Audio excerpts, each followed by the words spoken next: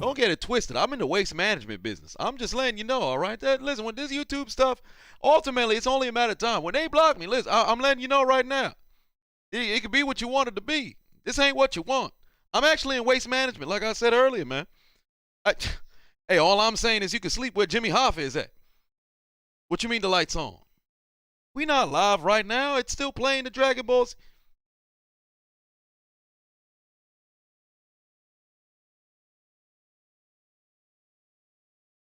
That's me on the screen. That's not me. You didn't tell me we were live. Ladies and gentlemen, welcome back to Hold My Nuggets Incorporated. It is I, the diligent, vigilant, meticulous, sagacious, conscientious, analytical, methodical individual, the Chiseled Adonis. We're here to review what transpired in Week 14, goddammit. What is going on? What is going on? Can I confirm what was said before we started the stream? People don't want to tell me that we're live, but that's not what's going on right now. What's going on, y'all? PS5 in the building, LeGreat in the house, Sherrod Pettaway, Hazard, Candace, Anthony White, CTS, LeGreat, XO Productions, Anthony, Toxic Falcons fan, Cave Troll, King of Cool TV, Antoinette, Jupiter, Chopper, Javier, Zach, Optic something is in the building, King Savage, Derrick Henry, Burner, Adonis back. The artist formerly known as Dewilly is in the building. I love the name. I love the name change. Jeffrey in the house. Happy belated birthday again. If you guys haven't already wished Jeffrey a happy birthday, feel free to do so. Hoodie Zay in the house. Eric B. Rashawn. Ravens 52 in the building. Anthony White. Skullface. GG in the house. Toxic House TV. Biggest night. What makes the night so big? Actually, I'll keep that question to myself. Brett Reed, greatest comrade in the house. Mr. Chiefs, what's going on? Gold. Anthony, another, and we got 3 Anthonys in this motherfucker. Effing slap. What is going on? Get the strap. Hey. Hey. Apparently, get the strap hitting different in Candace Parker house. I had no clue that after her husband divorced her, she said, that's it for men. I had no clue. This was news to me. They announced that Candace Parker had a child and was Candace Parker was expecting. I'm like, wow, I had no clue she was pregnant. Shorty just won the WWE. She just won the WNBA championship. Now her wife is expected. Her wife?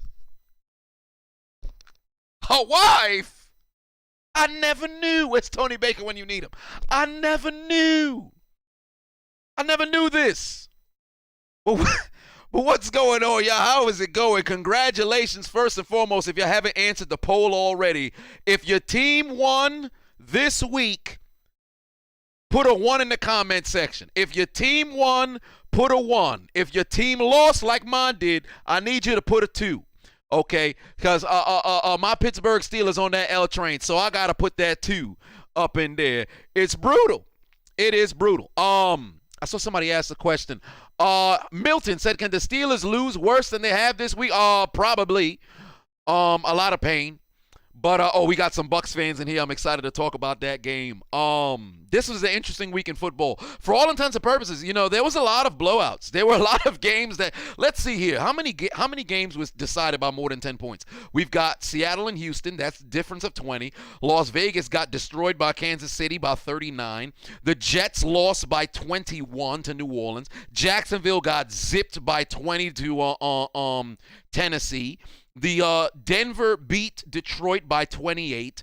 The Chargers won by 16, but it really could have been 30. They just decided to take their foot off the gas pedal.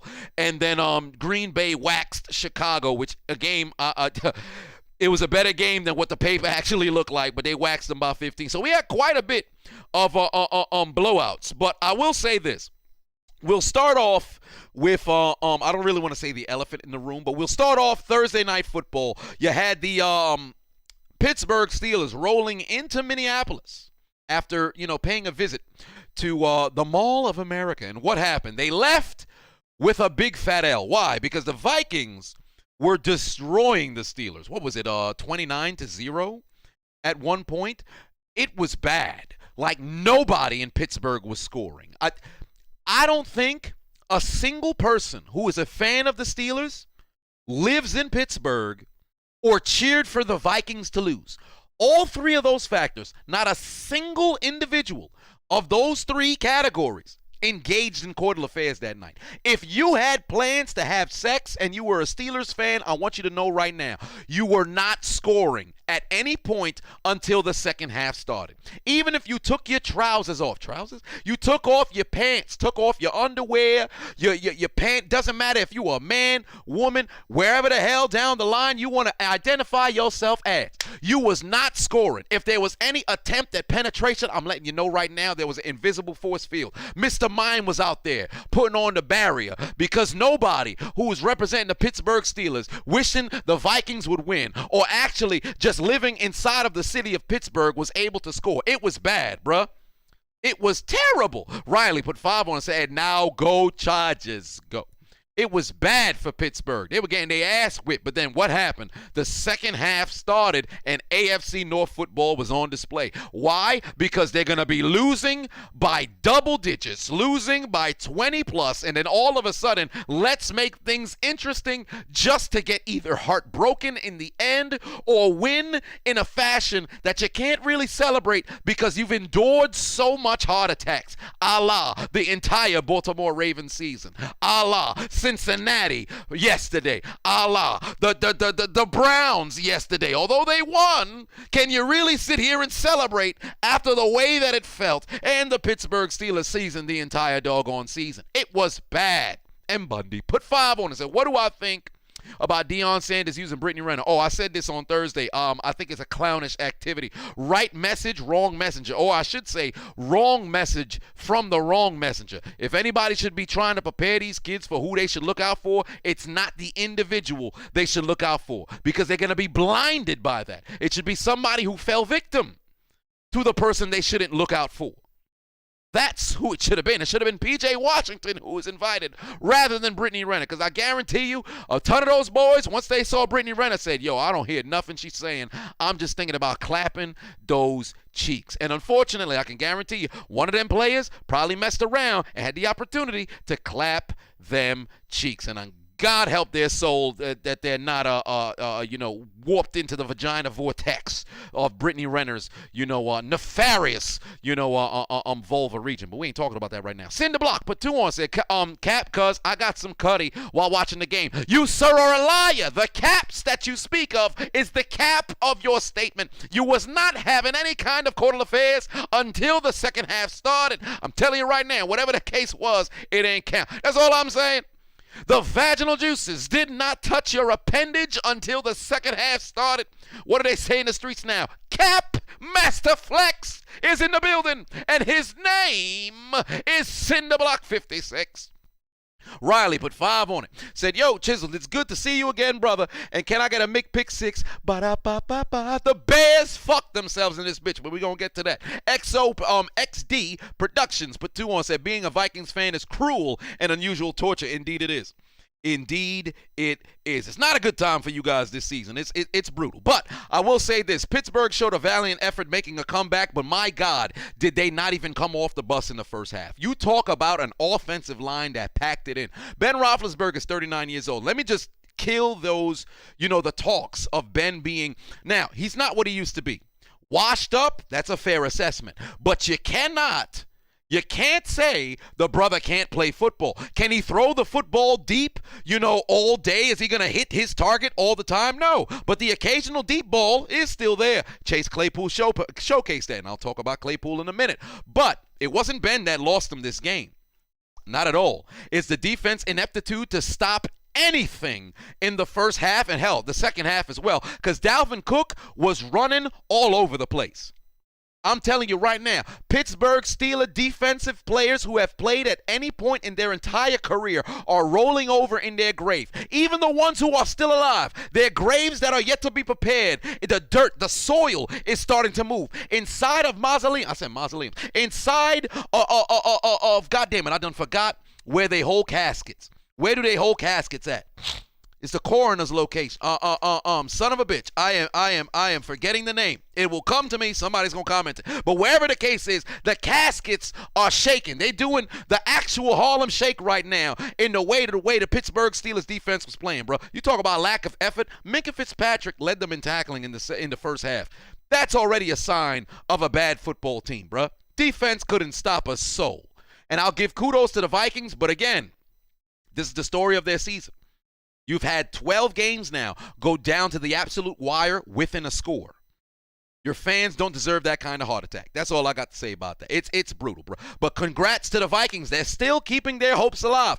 And if I'm not mistaken, we've only got 4 teams that are in the death note right now. You've got the Jags, the Jets, the Lions, and the Texans. Only 4 teams are in the death note right now, and every other team has a scenario to possibly qualify for the playoffs. The first time since, I believe, 2017. So, for all intents and purposes, we got ourselves a good season. I said earlier in the year, this was one of those seasons that felt like everything was up in the air. Last year, that was the case as well. But in the AFC, although the Chiefs were beatable, they were the best team in the AFC. The NFC was wide open.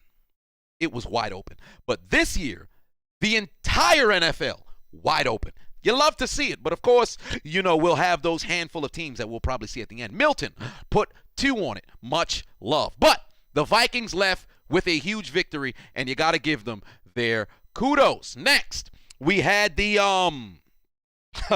Atlanta and Carolina. Let's say this.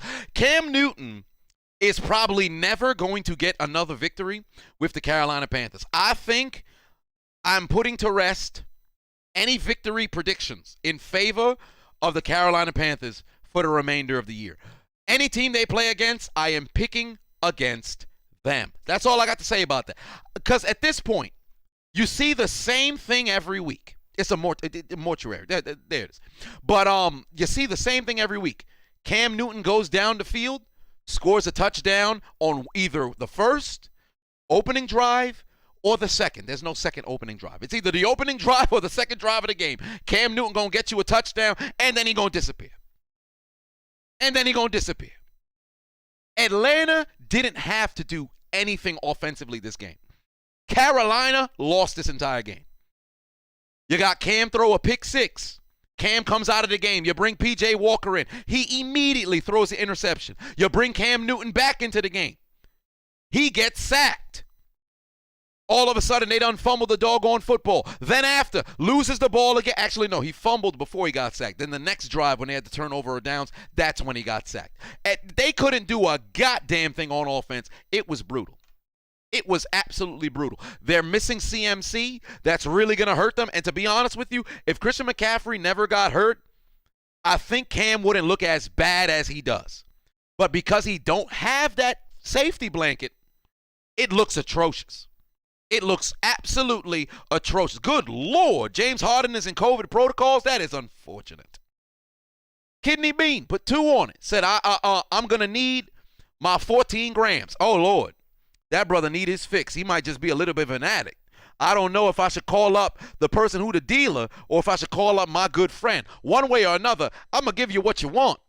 You buy 14 grams of crack. Then you sell it. Then you get a fucking half an ounce. But Kidney Bean, unfortunately, I'm giving you a video from the future. We found you in a ditch because you got addicted to the 14 grams of crack. And much to our chagrin, you did not beat your addiction. And you were laying there on the floor with cameras in your face. What's wrong, okay? When I came down,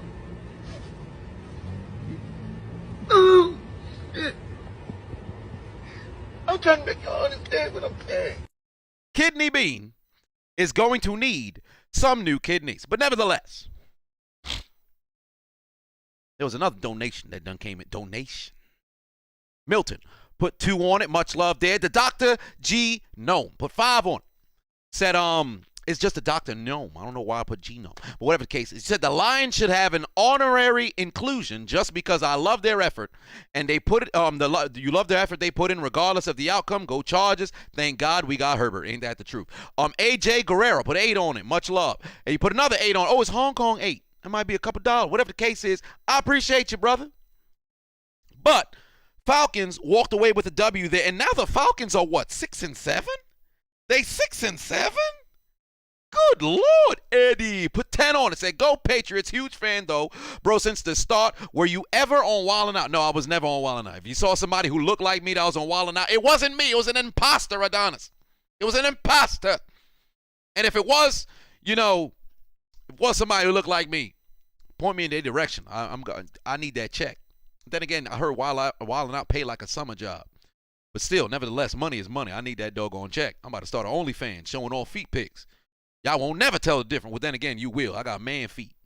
So unless I mess around, pedicure poppy is what I become.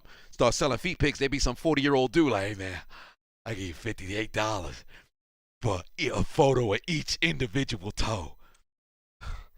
I've been waiting for them toe. I'm like, shit, man, this kind of suspect. But he don't know it's my feet. Give me the money.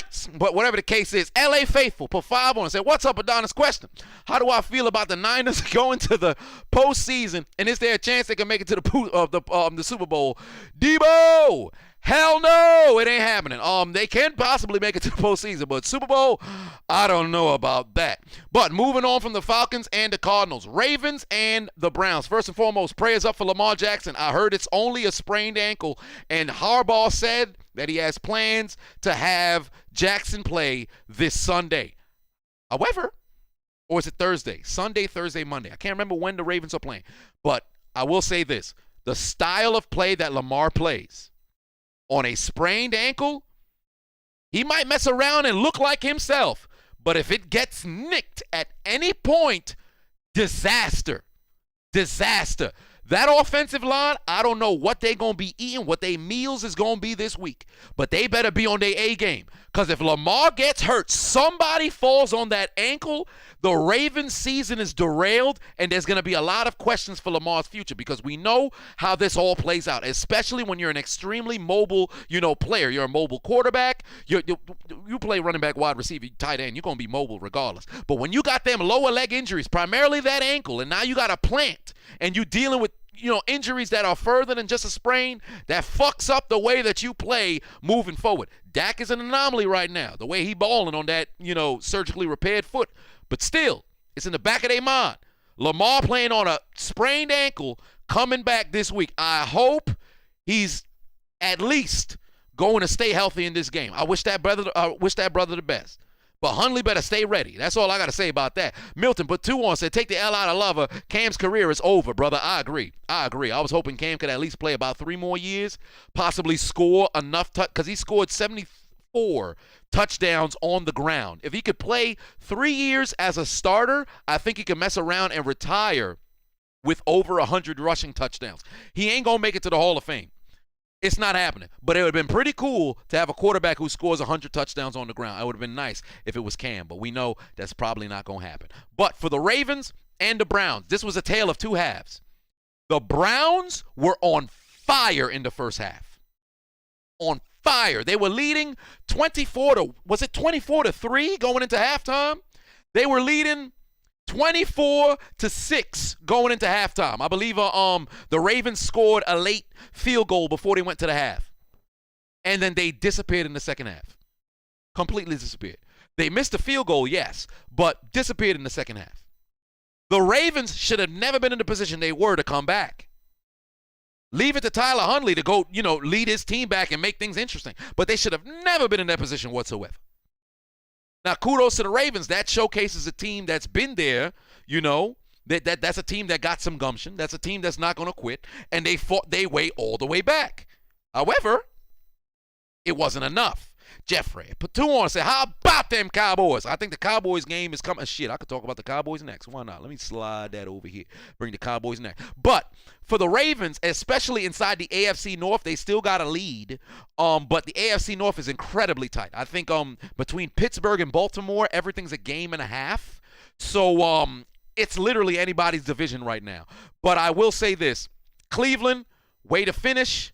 However, you can't keep having these heart attack kind of games.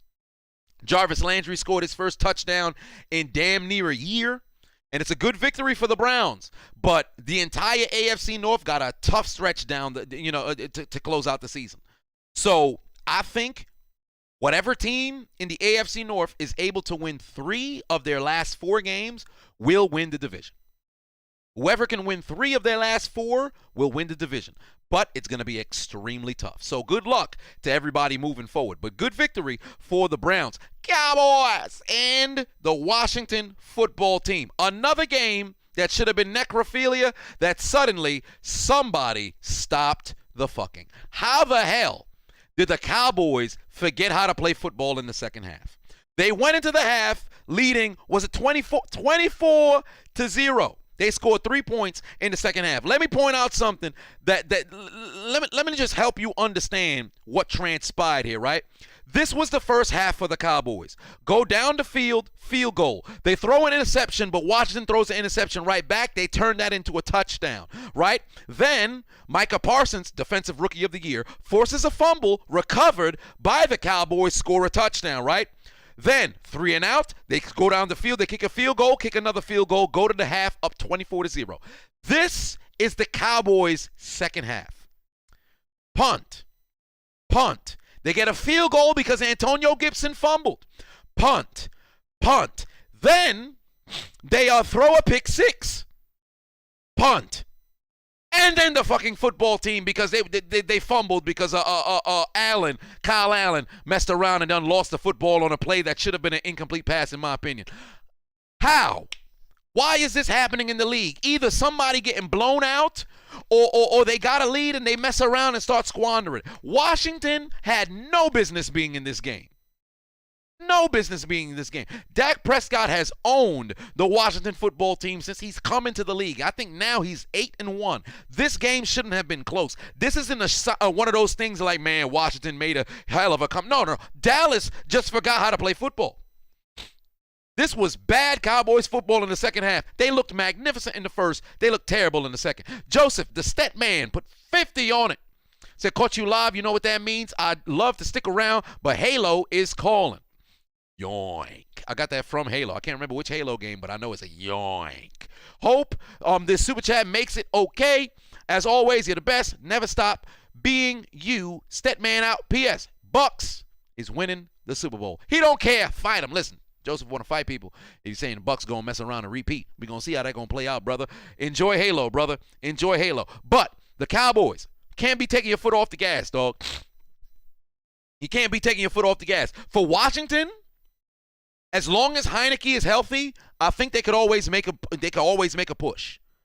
But Dallas, in a game where you didn't have Tony Pollard, and they went out there and they looked that great, despite the fact that Zeke wasn't, going off or whatever, Dak wasn't necessarily playing his best game, in my opinion. Things weren't looking that great, but all of a sudden, the whole second half, y'all forget how to play football. For shame, bro. I don't know if this is just, a tale of teams not knowing what their identity is, or if this is just some sort of curse that's plaguing the NFL season this year. Because I'm not understanding how teams got these sizable leads and then their opponents come back. Shit don't make no goddamn sense to me. Seattle versus Houston. Let me say this. Davis Mills was dealing in the first half. Davis Mills was dealing in the first half. And then the second half, the Texans went home. They was like, yo, we only losing by 3 by Seattle. Yo, game done. Woo, we had a valiant effort. Only lost by 3.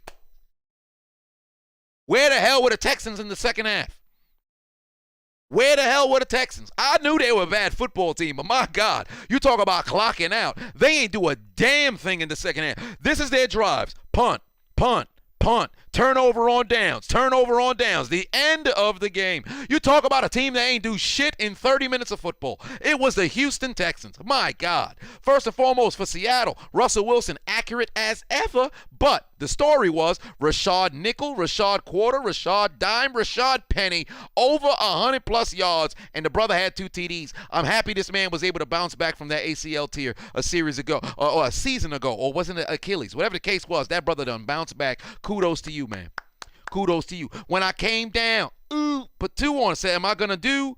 No. Do I think Mac Jones and Parsons are gonna win Rookie of the Year? Yes, they're both gonna win the Rookie of the Years. Jamar Chase had the Offensive Rookie of the Year until Mac Jones started going on this win streak and playing very good football. So I think that's pretty much a lock now, unless Mac Jones has a 4-game skid and Jamar Chase replicates what he was doing early in the – matter of fact, he doesn't even need to replicate that. He had 2 huge touchdowns 2 days ago. So as long as Jamar Chase continues to play his game, if Mac Jones starts to slow down, Jamar Chase gets his his shit back. On top of that, I think one thing that's really going to affect it is the postseason. It's a regular season award, but I refuse to believe that the voters don't look at the postseason like, yo, something's going on over here. I can tell you right now, if Mac Jones for the rest of the year don't do shit, Patriots lose 4 straight, right? They lose 4 straight. Still make the playoffs. Jamar Chase goes to the playoffs with Cincinnati. He scores like 15 touchdowns on the year or whatever, but Cincinnati's one and done in the wild card. The Patriots somehow pull off a miracle. Bill Belichick, the Sith Lord, leads them to a Super Bowl, and Mike Jones plays lights out in the postseason. Watch that brother become Rookie of the Year. You can't sit here and make it seem like postseason don't play a role. But Micah Parsons, he got the Defensive Rookie of the Year locked up. That's all I got to say about that. But Seattle, hell of a victory. Good game for them. He beating the Texans, keeping their hopes alive at making sure Russell Wilson doesn't have a losing season for the first time in his career. Vegas and the Chiefs. Necrophilia, my God. When I came down, do I think Bill Belichick deserved Coach of the Year? Deserve. He's earned it. He is the only coach right now who should have that in his pocket. Kingsbury had a chance, but now Cardinals starting to struggle. Hazard, who was formerly known as Evo, put 2 on, said Ravens got to come see us at 4:25. Go, Pat, go. Indeed, that's going to be an intriguing game. Can't wait to see how that plays out. But I will say this about the Raiders. They got destroyed. This is the same thing I've been talking about week in, week out. It seemed like midway through the doggone season, Raiders looked like they were legit. They forgot how to play football. It's a goddamn shame. Patrick Mahomes and company went out there and they murdered them motherfuckers. You talk, Derek Gore had a 51-yard carry. I can't remember the last time Derek Gore had the football in his hands. Mahomes ain't even need to do nothing. Tyrann Mathieu had 2 takeaways. The Chiefs destroyed the Raiders. The Raiders, if you have Raiders apparel inside your house right now, do me a favor. You go in your backyard and you burn it. You don't got a backyard, no problem. Put it in your bathroom and you burn it. Drop it inside the toilet. Take every single piece of wax inside of the candles that you have inside your house and you burn your Raiders apparel, because that performance this past Sunday was absolutely atrocious. The Chiefs have won 6 straight games. They are becoming a dangerous football team. That anemic defense has started to figure it out, and my God, they are going to start to look scary if they keep this kind of momentum. It's very reminiscent of 2 years ago when they messed around and won the Super Bowl. We should have destroyed the Chiefs when we had the chance. The Chiefs is coming back, goddammit, and I'm not very happy about it. Saints destroyed the Jets. Are we really surprised? Alvin Shinsuke Nakamura over 100 yards. Taysom Hill on the ground, ran for a couple of touchdowns, nearly had 100 yards himself. I don't know what that final touchdown was, but my God, the Jets did not show up on defense whatsoever. They could not do anything on offense. The protection was not there. Although there was only 3 sacks, I believe there was a number of quarterback hits. How many quarterback hits was there? Only on 4. But whatever the case was, the pressure, it was there. The damn Jets not playing a very good game. Not playing a very good game, but we already knew this. Bad football team. Tennessee and Jacksonville. Jacksonville is absolutely piss poor on offense. They are piss poor on offense. Garbage. Tennessee ain't do shit on offense. Nothing.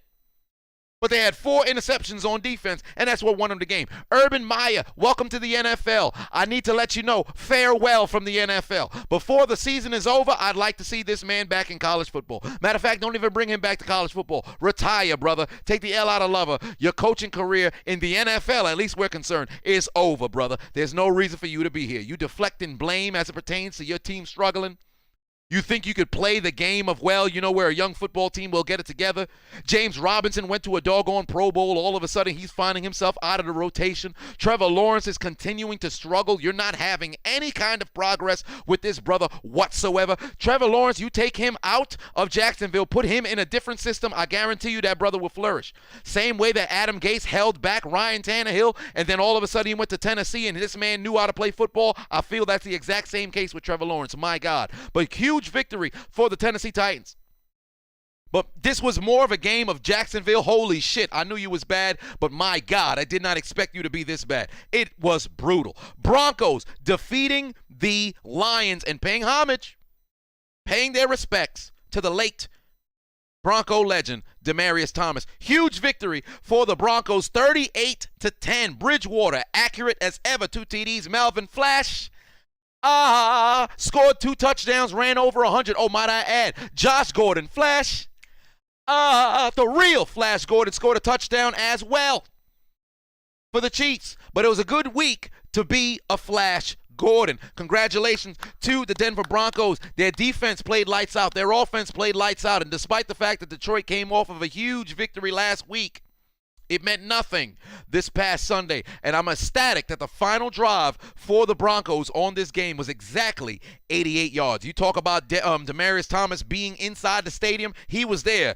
in Mile High, and damn it, the spirits were high as they paid their tribute to DT. In the chat room, I want to see you put your F's in respect for Demaryius Thomas. A career well played. I heard the brother was even better human being. It's unfortunate that we done lost the brother, but my God, fly high, brother. Fly high. Vagabond, put 50 on it. Said, I'm glad my pack is still going strong despite all the injuries. They only have 1 starter left on the O-line. Yes, indeed, they do. I was actually going to bring that up later. More and more, this pack is reminding you of the 2010 season, all the injuries, but they were still battle-tested. Go back, go. They are a very good football team right now, and I think they might just mess around and take the number 1 seed in the NFC. But moving on from Detroit and Denver, the Giants and the Chargers. This necrophilia that for some apparent reason the Chargers just decided, I think we've done enough damage. The anal fissures seem to, hurt them too much. Let's just stop and let the Giants score a couple touchdowns because it's Mike Glennon's birthday. Who gives a shit? Justin Herbert making a little bit of history. First quarterback in NFL history. Yes, in the 102-year history of the NFL. Yes, 102 years. The 102-year history of the NFL, no quarterback has ever thrown for 30 touchdowns in consecutive seasons until Justin Herbert. Milton Hunter put 2 on, said Lions should delete their franchise. Let's not do that. But Justin Herbert making history. Okay? On top of that, my God, the Giants are bad. The Giants are bad. When you need their running backs to run, they can't run. You need their running backs to catch, they can't catch. The wide receivers, you need them to get receptions, it's not happening. The offensive line, are they out there protecting? Come see, come saw. Whatever the case is, Giant football is not good football. If you're a Giant fan, do me a favor right now. Go outside. If you're in New Jersey, you're in New York, or you're somewhere around the globe, I want you to go outside, go near any kind of water, and just stare at it. Don't jump off. Don't do that. But just stare at the water. You near a bridge? Cool. Go to the edge of the bridge and just stare at the water. I don't know how long you got to stay there. Maybe about 30 minutes. Stare at the water. All night. Go out there at 3 a.m. Sir, what are you doing out there? Ma'am, I'm going to need you to get away from the water. It's not a good time to be a Giants fan. It's not a good time to be a New York football fan unless you're a fan of the Buffalo Bills. And shit, the way they've been playing since November 1st, it ain't been that good either. Charles Brown put 2 on it. Said team didn't win, but still 7th seed in the NFC. It's brutal right now for New York football fans. For the Chargers, good job. Good job. You beat the Giants. I ain't going to try to downplay it because football is football, goddammit. But good victory for the Chargers. Bengals and 49ers, my God, an example of a team finding ways to maybe try to give away the doggone football game, bro. I really do not understand how the hell the 49ers squandered that 20-6 lead They just completely forgot how to play football. Moreover, they completely forgot how to guard Jamar Chase. Devin put 2 on and said Mike Vrabel for coach of the year because injuries, and the injuries they have and being 9-4. Regardless of the injuries, look at what the Patriots have been able to do. I think it's more telling of the Patriots than it is of the Titans. That's just the way that I see it. Also, when I came down, said, oh no, Devin put 2 on. But when I came down, said, do I think Mike Zimmer and Nagy getting fired this season? Yes. If Zimmer makes it to the postseason, I think he's still probably going to mess around and get fired. But Nagy for sure is gone. You could take that to the bank. He won't be going to the bank because he's receiving his well, I should say he's going to be going to the bank for about 4 more weeks because that's going to be the last amount of checks that he will be getting as a head coach in the NFL, at least for the time being. But what the hell were the San Francisco 49ers secondary doing? Jojo put 10 on and said, if the Chiefs get their offense back to normal and the defense keeps playing the way they've been playing, KC going to their 3rd straight Super Bowl. It's highly plausible. What the hell were the 49ers defense doing? I really don't understand what happened down the stretch. I'll say this about Joe Burrow. That brother knows how to fight. That brother will not quit, and as long as he is on the football team, on the football field, the Bengals have a chance at any point, at any time in the game. The last Saint put 5 on it. Much love, brother. Joe Burrow can battle. That brother does not quit. He is here to play football. That 4th down pass to Jamar Chase, my God, what a throw. And then the touchdown to Jamar Chase later on in the 4th quarter, my God, what a throw. You talk about vision. You talk about a way to keep the game alive. My God, great football. And then in overtime, they went down the field and took the lead. They kicked the field goal in overtime. But they done forgot who Brandon Ayuk is. Because, hell, Kyle Shanahan forgot who Brandon Ayuk is. All season long, we've been trying to wait until this man can get this man the football. And finally, when the lights came on, you needed somebody to perform. It was Brandon Ayuk finding the end zone. And Debo is a motherfucking problem. Debo Samuel a problem. He not going to get the first team All-Pro honors because that's going to be Devontae Adams and Cooper Kupp. But he should get that second team All-Pro. I think Debo Samuel should get that second team All-Pro. The only problem is, he's scoring all these. He probably get it as a flex. Honestly, shit, he could get a first team All-Pro as a flex. I think they have a flex, position for first team All-Pro. So shit, Debo Samuel might mess around and he got a case for that because that brother can score on the ground. He can score through the air. My God, I love watching that man play football. Very tough loss for Cincinnati, though. Very tough loss for Cincinnati, but look at the bright side. You were already ahead of Cleveland, despite the fact Cleveland beat you, though. But, shit, now that I think about it, Cleveland might be in front of Cincinnati in the division. Wouldn't they? Because Cleveland beat Cincinnati earlier in the season. Baltimore dropped a game. No, Baltimore's still in number 1 of the AFC North. And Cincinnati beat. So are they in front of Cleveland? They might be. Whatever the case is, everybody who you needed to lose in the AFC North lost. So, yeah, they're in front of Cincinnati, right? So if that's the case, Cincinnati, outside of Cleveland, winning, but Baltimore losing still puts you in a position where you can leapfrog them. They got to play the Bengals. I said the Bengals got to play. The Bengals got to play the Browns again anyway. So they still got another chance. So the AFC North, like I said earlier, it's wide open. But kudos to the Bengals starting to make a comeback there, but they came up short. Similar to the game against the Chargers as well. You were losing big, you made it interesting, and then you ended up losing. So it's very tough loss. But for the 49ers, I thought they were dead in the water. Look at them now. They over 500. So kudos to those guys. Isaiah Johnson put 2 on. Said Patriots going to the ship. Simple, there is no competition. I wouldn't say all that. There's no competition. Buffalo Bills, Tampa Bay Buccaneers. Another game that should have been complete necrophilia, but ended up becoming a game that went to overtime. I'll say this. First and foremost, the referees, I'm looking at you guys. Pass interference calls that were not called, I don't understand it. I really don't. There was a call that should have went in favor of Mike Evans. There wasn't a flag that was thrown. There should have been a call that went in favor of Stephon Diggs late in regulation that should have probably put the Bills at the 1-yard line. Well, shit, would have put the Bills at the 1-yard line with the opportunity to score and win. It wasn't called. Bullshit. Referees, I'm staring at you. You guys got to do a better job. But I will say this. Buffalo put themselves in a huge hole early. Brady ends up ending the game in spectacular fashion. 700th touchdown pass ends up being a doozy in overtime to win the doggone game. Paralyzed pimping. Put 5 on and said Micah Parsons is playing crazy. Indeed he is. He's actually, if he continues to play at this rate, TJ is struggling to stay on the field right now. He's now dealing with a possibility of missing his 3rd game of the season. Myles Garrett's still playing very good football. I think it's a 3-man race for Defensive Player of the Year. It's TJ Watt, Myles Garrett, Micah Parsons. And Micah Parsons, if he continues to play the way he's been playing as an absolute game wrecker, he might become the first player since Lawrence Taylor to win the Defensive Rookie of the Year and the NFL Defensive Player of the Year. But the Bills fucked themselves. The only reason why I'm not going to say the refs cost them the game, because the Bills fucked themselves early in the doggone game. There's no reason why you should have been losing 24-3. Brady owns you guys, and he continued to do that shit. The Bills forgot how to play football, but the second half they started to come alive. They were able to go down the field. They scored a couple of touchdowns. The time of possession was split even between the two, but they fucked themselves with the way they played early in the game, and then of course in overtime they had the football. Say what you want. Say what you want about I said Shaq Barrett. No, Shaq Barrett over my No, there's a lot of guys who balling. Robert Quinn is balling. Aaron Donald had 3 sacks yesterday.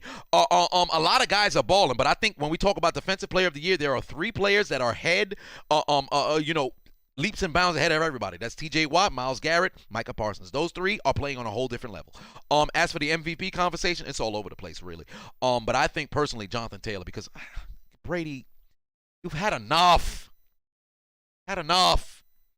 But the Bills, they fucked themselves. But in overtime, they had the football. They went 3 and out. They had the football.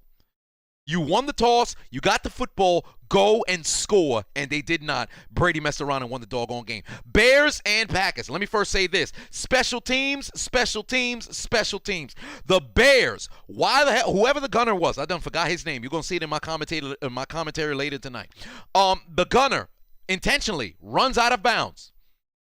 The Packers muff the punt, goes right into the hands of the Chicago Bears, goes into the end zone for the Kansas. Why? Because this motherfucker wanted to run out of bounds. Robert Quinn and company want to go out there and mock the discount double check, and what happens? You get fucked. You lose by 15. You were down by as much as 18 after leading by 10. You talk about a swing. The entire second half, Chicago scored 3 points in the 4th quarter on a late field goal, and then they had to kick an extra, the onside kick, which they ended up recovering and advancing to the end zone. But much to their chagrin, given NFL rules, you can't advance the football on an onside kick after you recover it. The ball's going to be spotted wherever it's recovered.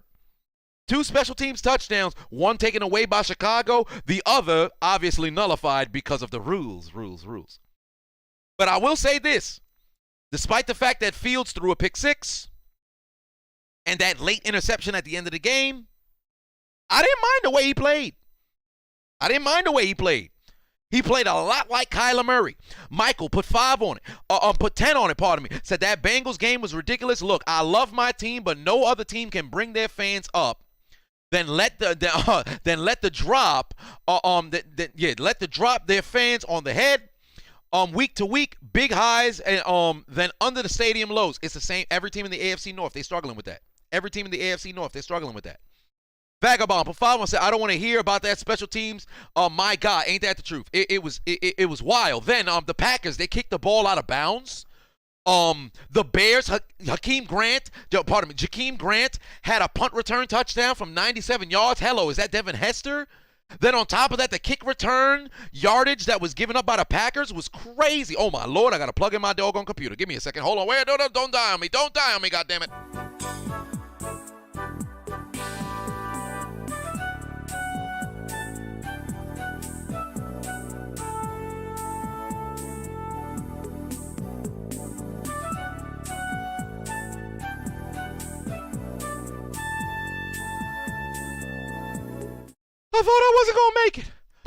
I thought I wasn't going to make it. The battery low screen done came on. I done slipped. I almost bust my ass right here. Y'all ain't see it. Once I switched, my head hit my kneecap. I thought I was going to hear the shutting down. Oh, Lord. Oh, God.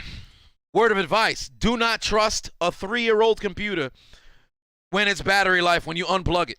And why the hell did I move why'd I move my shit?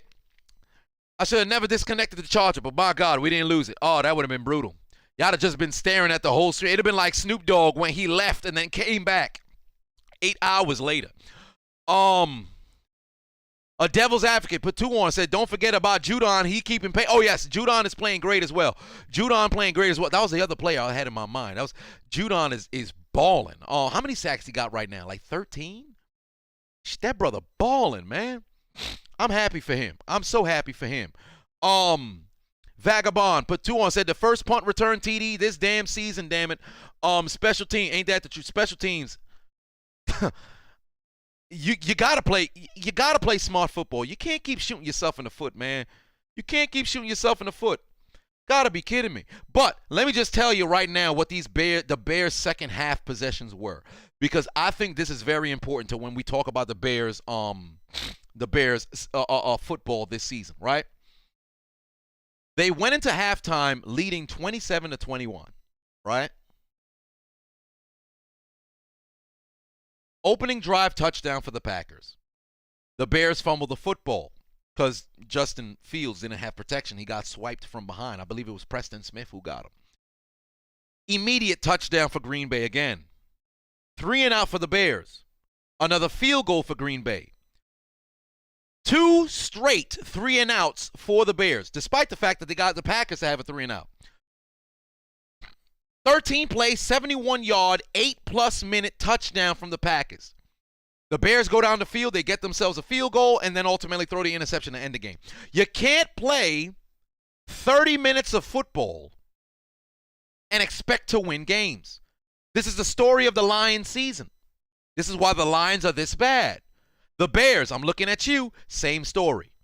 You can't play 30 minutes of football and expect to win a damn game. Sagittarius Savage, but 2 on, said, Aaron Rodgers sent the Bears to the shadow realm. Hey, indeed he did, and he owns those guys.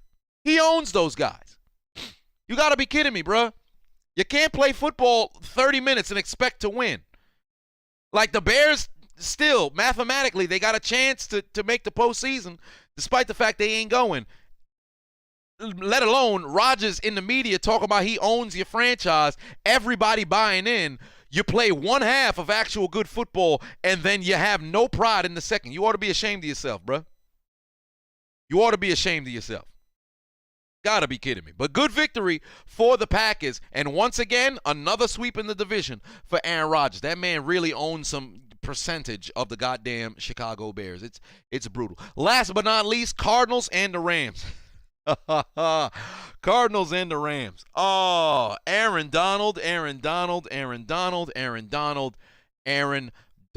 Jeremiah Johnson, for 5 on, said, are we going to get the return of the Crimea River losses? Oh, indeed. It's coming real soon. Milton Hunter, put 2 on, said, best QB in the league. God,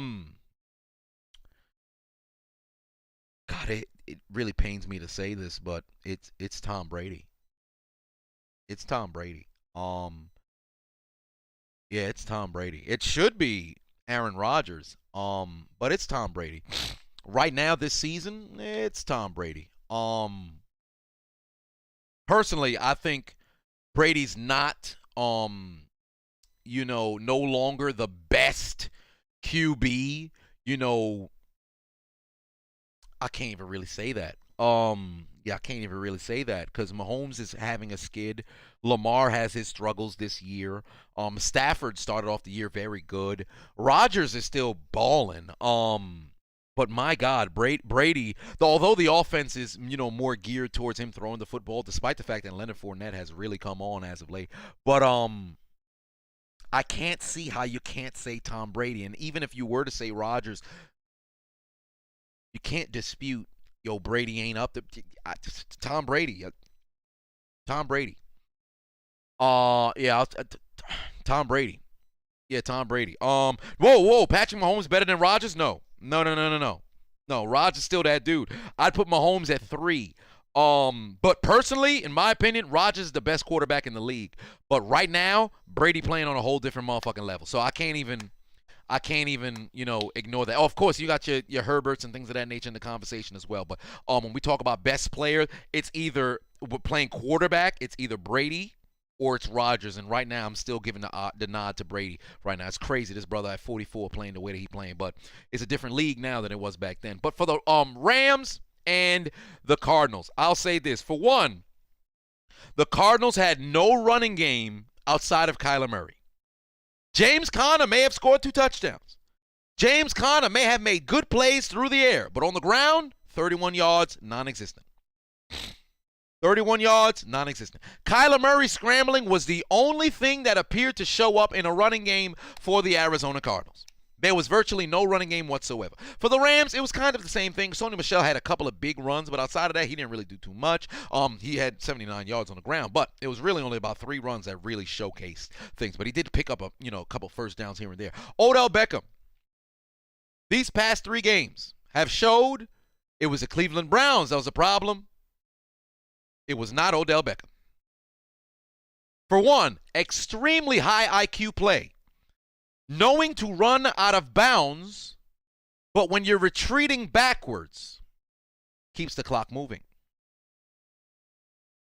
Very smart heads-up play. Even Matthew Stafford didn't know. When I was watching it, I said, it was like the Leonardo DiCaprio meme. Wait, that's literally how I looked at the clock. Because when he did to move the clock, I remembered the rule.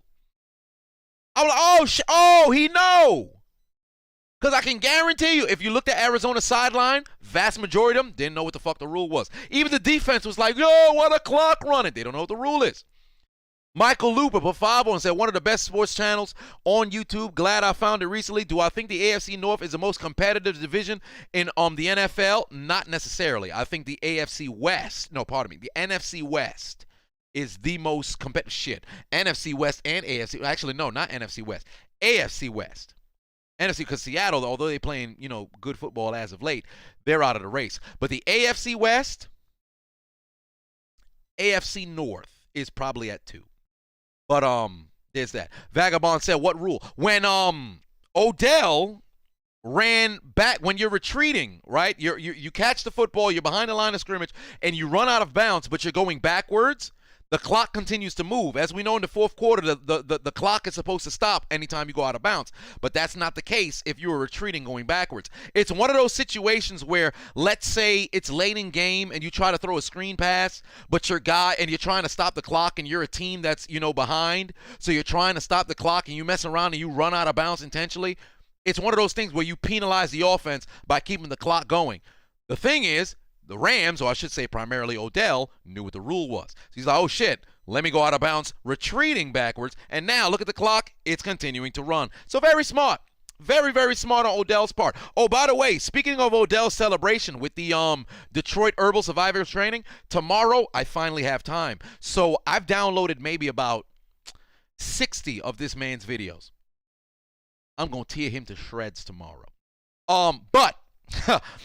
Reckoning said Claypool would celebrate during that play. Indeed he would, that piece of shit. But for the Rams, very, very good football game. The Cardinals tried to make a valiant effort to come back. DeAndre Hopkins, one of the worst games of his career, in my opinion, dropped the football on a crucial 4th down. On top of that, the play calling was kind of stupid. When they were losing by 10 already in the 4th quarter, they found themselves inside the 40. Matt Prater had already made 2 53-yard field goals. He would have been kicking a 51-yard field goal, 50-yard field goal. Shit, it might have been, it would have been about like a 54, 55-yard fit, because I think that was at the 38-yard line. And the Cardinals went for it on 4th down rather than taking the points like some nincompoops. And James Conner participated in the Frank Costanza challenge because, he stopped short. It was very, very, very stupid. It was very stupid. So the Cardinals, not only did they fuck themselves out of a victory coaching, but their players that they needed to play, up to the competition did not play at that level. On top of that, Matthew Stafford should have got a face mask call when Matt Gay had to settle for that field goal at the last points that the Rams had scored. It should have been a face mask call, but the referees ain't calling. And Cooper Kupp, my God. He's going to get that Triple Crown this year. I don't think we've had a Triple Crown receiver since Steve Smith in 2005. Congratulations to A.J. Green, over 10,000 yards, becoming moving into the top 50 all-time receiving yards, 15th player to ever break 10,000. But whatever the case is, my God, it's not. It was bad down the stretch by Arizona. And these past 6 weeks, hasn't been the best showcase of that team. They look like they were the best football team in the league. Not so much anymore. But kudos to all the teams that have won this particular week. When I came down, said, when am I going live for NBA? Christmas Day is on top of that. Christmas Day is when I'm doing the giveaway for the I have to actually do my promo video so everybody knows. But if you did not know, in approximately 11 days, remember that $25K giveaway for the PS5 and Xbox X? Because I don't want to go into 2022 doing the exact same giveaway, I'm giving away the PS5 and Xbox X on Christmas Day. So if you guys have not already, click those links in my description. Download the free Hot Mic app. Use the invite code Adonis or click that link, the very first link in the YouTube description, and follow me on the app. I've been manually adding names every single day to the list. We're about like, what are we at now? 21 followers away from 16,000. So you've got a 1 in 16,000 chance of winning this PS5 or a 1 in 16,000 chance of winning the Xbox X. And to make matters even better, there is no limit to the amount of burner accounts that you can make to enter the giveaway. So Christmas Day, make sure you here doing the giveaway for the PS5 and Xbox X. May the odds ever be in your favor. Vagabond put 5 on it, said, with Claypool posing, Juju dancing, and AB being AB, do you think Tomlin can establish discipline in the Steelers locker room? To be honest with you, no. No, and I will say this about Chase Claypool. This man has got to be one of the most childish football players in the league because for whatever reason, he still did not take accountability for his actions. I'll say this about Juju. Juju, despite the fact that he dances and does all that shit, when he's on the football field, he's all business. The one reason why I'll say I'll love to have Juju Smith-Schuster back on the Pittsburgh Steelers is because that brother plays great football. The only reason why people are like, yo, Juju ain't that good is because you're comparing him to Antonio Brown. Juju Smith-Schuster is a solid receiver. Last year, he had 97 catches, nearly 1,000 yards, and I think it was like 9 touchdowns or whatever. That's a solid season.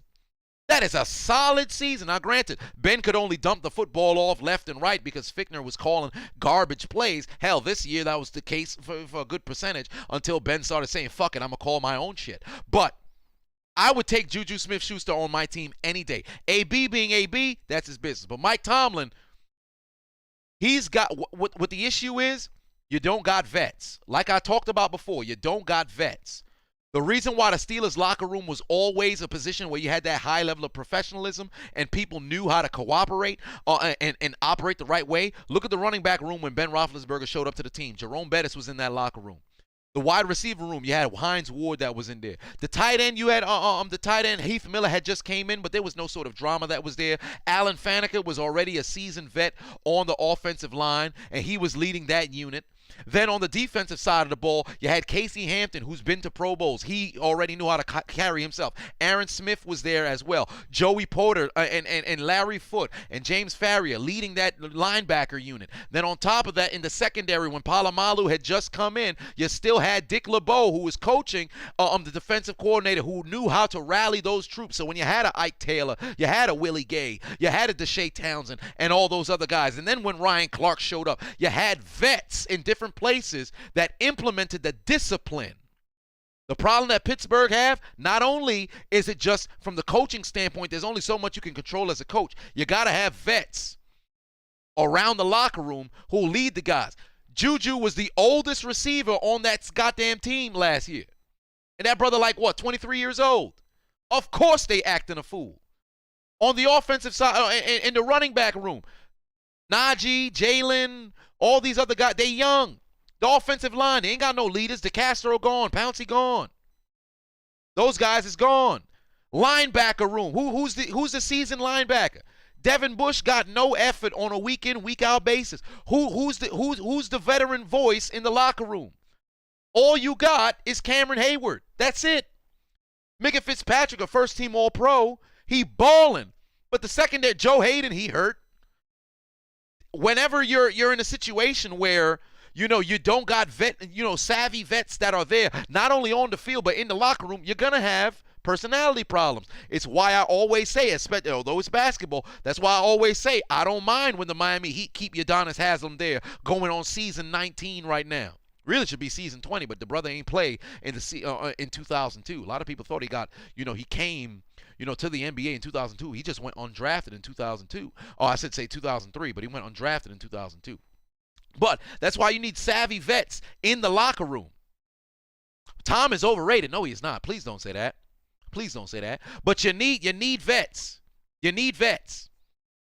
And that's the problem that's going on in Pittsburgh. You need vets. There's only so many times, like TJ Watt, he can raise his voice and motherfuckers will listen. But on that offensive side of the ball, it's literally just Ben. It's only Ben. He's the only dude who's been there, done that. He's the only dude on the offensive side of the room. And as we know, if you ever played college football or you went to a big high school, offense and defense, they're segregated.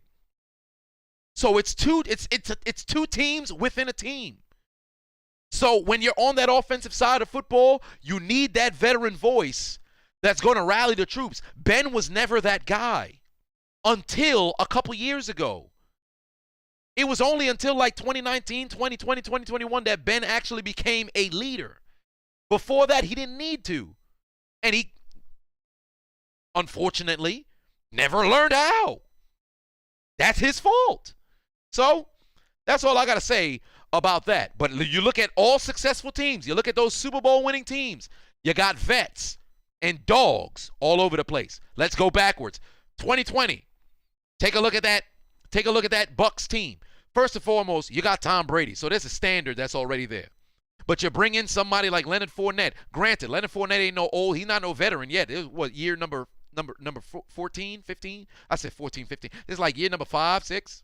Well, probably 5. No, I guess he's considered a veteran now because you're a running back. Running backs don't usually get 10 years. But you bring in guys like that on the offensive line. They done zooped up that joint. I think Jensen, I don't know how old Jensen is, but that brother carries himself with a little bit of, He got that. You had Ndamukong Suh inside the locker room. You had freaking Devin White carries himself as a seasoned vet.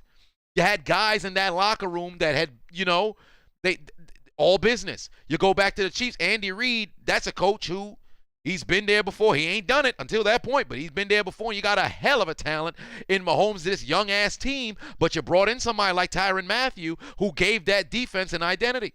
You go to year before that, we don't got to talk about the Patriots. We know where they stand, especially with the Belichick standard. Go back to the 2017 Eagles on defense. You had a Malcolm Jenkins who was able to anchor that doggone team.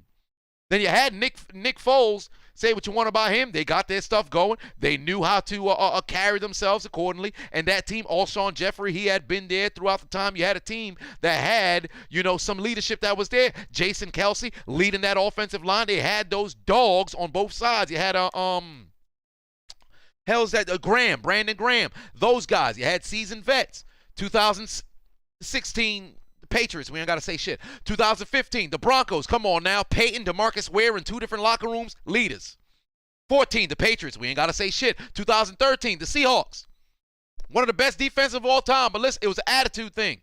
You had somebody like a Marshawn Lynch on offense helping that team out. A Doug Baldwin. Russell Wilson was extremely young, but you had those dogs on offense. But on defense, my God, they were legendary. 2012, the Ravens. Come on now. Ed Reed, Ray Lewis, Terrell Suggs, Haloti Ngata. The defense taken care of on offense. Joe, at that point, he had, 6 years in the league?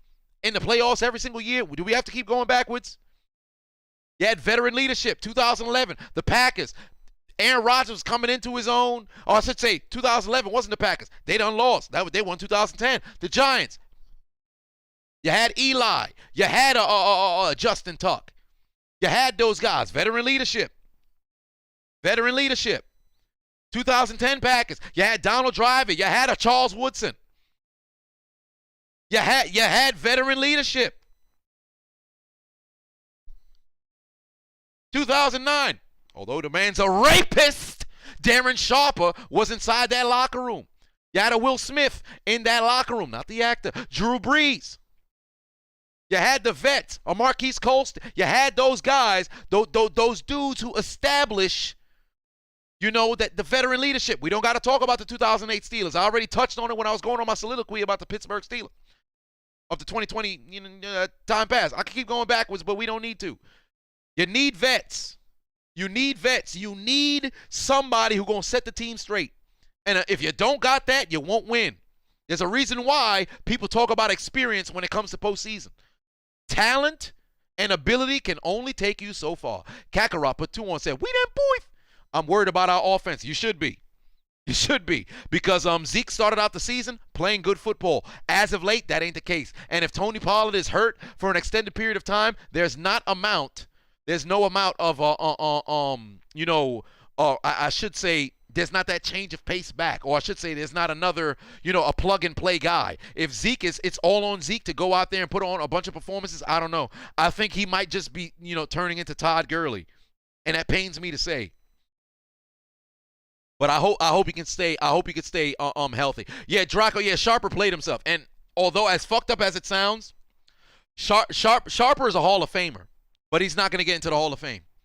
Cause in this generation, ain't no way you about to get in with a rape charge. Listen, they ain't gonna take nobody out the Hall of Fame. Once you're in the Hall of Fame, you're in the Hall of Fame. You can't just take somebody out. But when you talk about the story of football, and you talk about greatest safeties, you can't talk about greatest safeties and not talk about Darren Sharper. But this motherfucker was a serial motherfucking rapist. So not only did he fuck himself out of the Hall of Fame, he was out here frivolously fucking women against their will. What's wrong with you? You are Darren Sharper. There's no reason for you to do that shit. This was an evil human being, bruh. That shit pissed me off till this day because I love Darren Sharper. I love Darren Sharper. When the news came out, I'm like, what? He was doing what? He was raping women in different cities. Man, he had a case to win Defensive Player of the Year in 2009, too. That's a motherfucking shame, bro. That's a motherfucking shame. It bothers me till this day. Like, you a Hall of Fame player. You're never going to go into the Hall of Fame. Moreover, people thought you were a great human being because Darren Sharper was a very charitable individual. He was a charitable individual. But this motherfucker out here raping people on Saturday night and then playing football on Sunday. What's good, bro? What were you up to last night? Nah, nothing, man. You know what I was getting into. You know what I mean? And nobody knew. You thought Bounty Gate was the worst thing to happen to the Saints? Rape Gate with Darren Sharper was worse. This man a piece of shit. Devil's Advocate put 2 on it. Said Patriots are the most dangerous because of their vets. Indeed. Oh, Curry just broke the record? Well, there it is. You know what's funny? I was going to go to the game. But I ain't about to pay $400 to go there. That's all I got to say about that. Vagabond put 5 on it. Said, do I think Ben will get in there with history regardless of the result? Do you think it'll impact? No, I don't. I think Ben's going to the Hall of Fame. Because with the allegation, it was settled in a civil suit or whatever. I feel like one of the story I don't believe at all.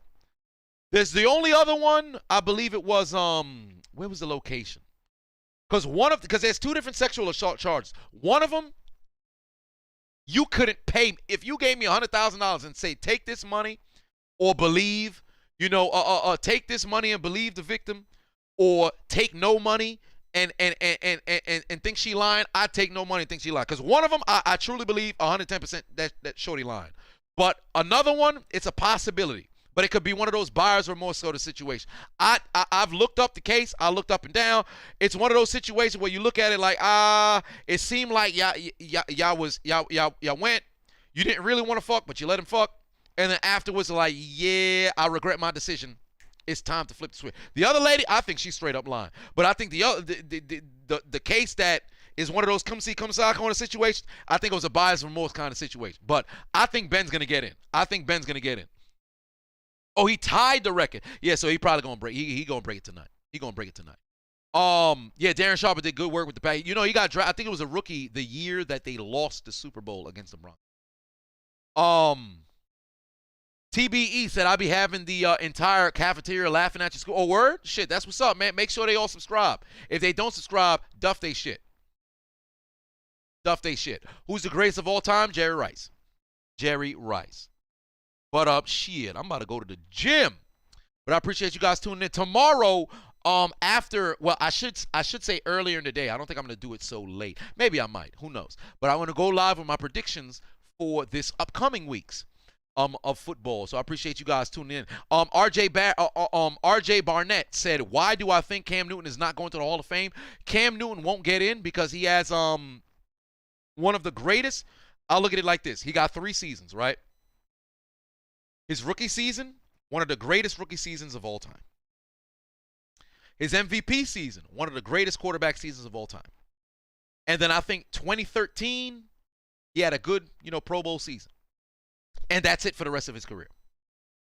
He had 3 seasons. And that was it for the rest of his career. After that, he was just an above average quarterback. And from, since 2017, he's been below average. Now, despite the fact that he has all of these rushing touchdowns, that would have been the only thing that could have possibly got him into the conversation. But it wasn't happening. It's not happening. He ain't getting it. Do I think that Urban Meyer should get fired? Yes, I do. Fox said you have an argument for Marvin Harrison being the best ever. You can make an argument for that. But for me, Jerry Rice was so far and away the greatest receiver of all time when he retired. I think you have to acknowledge. It's like Don Hudson. It's one of the reasons why I keep Don Hudson in my top 5 receivers all time. A lot of people don't even know who the hell Don Hudson is. But with those 1930s Packers, he retired with 99 touchdowns. The second closest, the closest person to him had 33. You talk about somebody who dominated the game at his position like no other.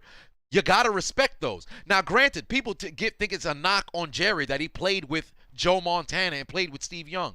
Why is it that we look at the quarterback and say, oh, man, the quarterback made that receiver? And we don't look at the receiver and be like, yo, wait a minute. You take away Jerry Rice from Montana and Steve Young, are they as great as they are? Don't get me wrong. They're great quarterback. But take Jerry Rice away from those guys.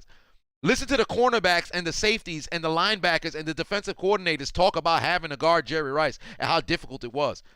Jerry was far and beyond the best player who, in my opinion, who ever played football. What about the Stickum for the first 4 years of his career? Okay, cool. Let's remove that. He's still leading receivers in every single category. He didn't have sticky gloves. He had and if you compare Stickum to the receiver gloves of today, same shit. Not going to excuse the cheating. Jerry Rice the first 4 years, and on top of that, people talk about Randy Moss's season, right? Yo, remember 2007, the greatest wide receiver season of all time. He caught 23 touchdowns. He did it in 16 games. You know what record he broke? Jerry Rice scored 22 touchdowns in 87. 12 games. He scored 22 touchdowns in 12 games. I'm going to just leave the silence for you. 22 touchdowns in 12 games. Jerry Rice was having 1,000-yard receivers when he had 1,000-yard seasons by the time he was nearly 40. People looking at Tom Brady like, yo, how is he still going? They were looking at Jerry Rice the exact same way.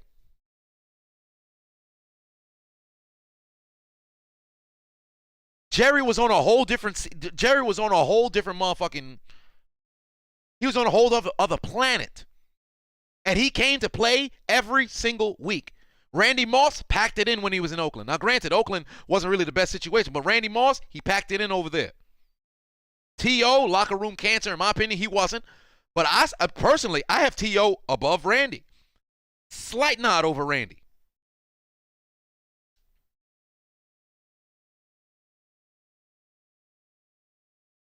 Draco said Chris Carter called out Jerry after saying everybody used Stickum. Hey, rightfully so. Rightfully so. But, well, Curry got the record. Well, there it is.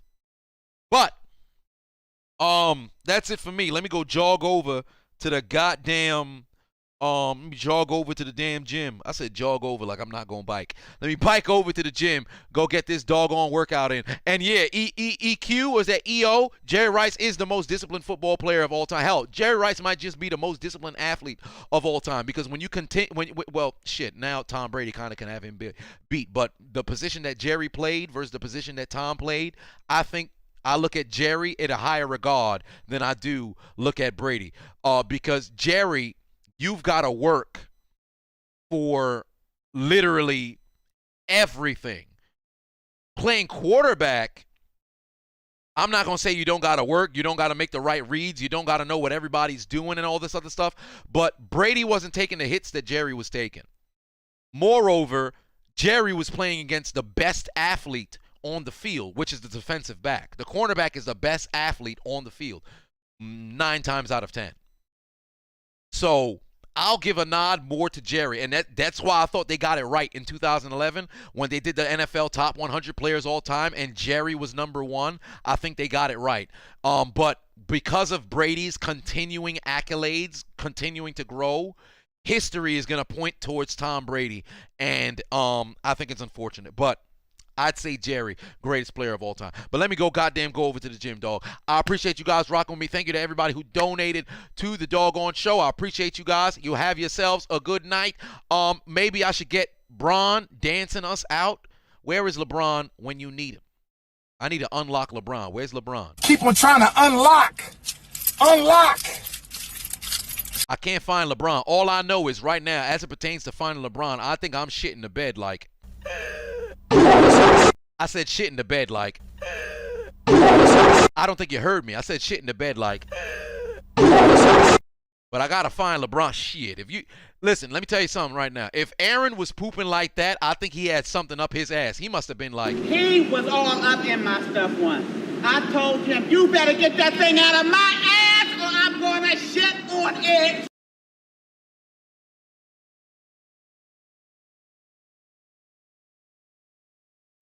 I'll see y'all tomorrow.